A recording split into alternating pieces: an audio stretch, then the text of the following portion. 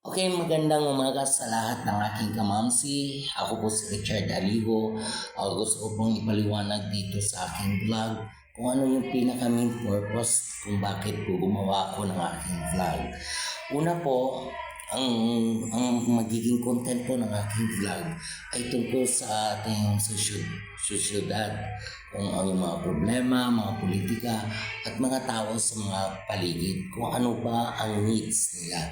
Hindi po ako isang mayaman na vlogger, but kung bibigyan niyo po ako ng pagkakataon, gusto ko pong tumulong sa mga taong higit na nangangailangan kung lalago po ang vlog na ito. Salamat nga pala sa 19 subscribers na nag-subscribe sa vlog na ito. Tulungan niyo ako para ipagpatuloy ko po ang gawain na ito. At hindi lamang po sa mga sosyedad o sa ating sociology,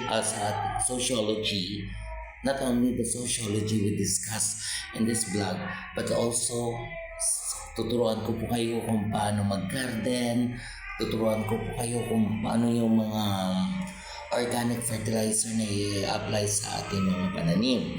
At tutulungan din po kayo para sa kung paano magluto. Yan. At itatapik ang magiging content ko din po ang vlog na ito, yung mga politiko sa ating bansa, malukal man, national at international. At ibabalita ko po kung ano man po ang nangyayari sa ating paligid. Yan po ang magiging content ng aking vlog. At kung makaipon at makalikom po tayo ng mga enough na financial o pera, syempre ang pinaka main purpose natin ay tumulong.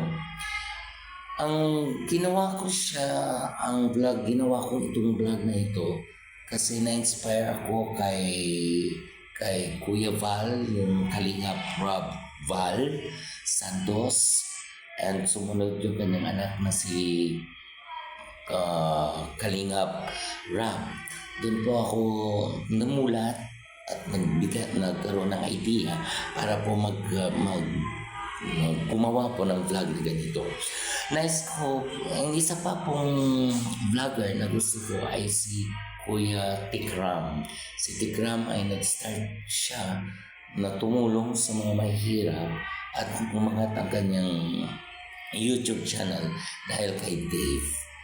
Si Dave po ay isang batang kargador sa Quiapo, something dyan na lugar sa Maynila. Kaya hanggang ngayon kung mapapansin nyo ang buhay ni Dave ay medyo umatangas na. Sana po humihingi din po ako ng pasensya dahil hindi pa po ako ganun kaalam tungkol sa mga technology. Pero susubukan ko po na ma-upgrade ang aking vlog at magkaroon po ng kwalidad para po maging kayo ay masaya at magkaroon ng inspiration sa lahat na po ng aking ginagawa.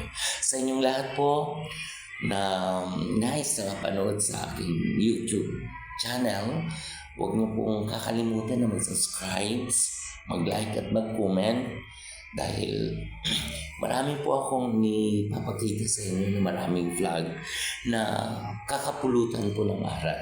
Hindi lamang po sa politiko, hindi lamang po sa ekonomiya, hindi lamang po sa personal na buhay ng ibang tao, kundi kung ano po ang realidad na sitwasyon ng ating bansa, pati ang mga tao dito sa ating paligid. Kaya kayo po, maraming salamat sa 19 subscribers. Salamat sa inyong pag-subscribe, pag-like at pag-comment. Sa susunod po, sa muli, sa makapanood nito, huwag po kalimutan mag-subscribe. Maraming salamat po at magandang araw sa ating lahat. Bye!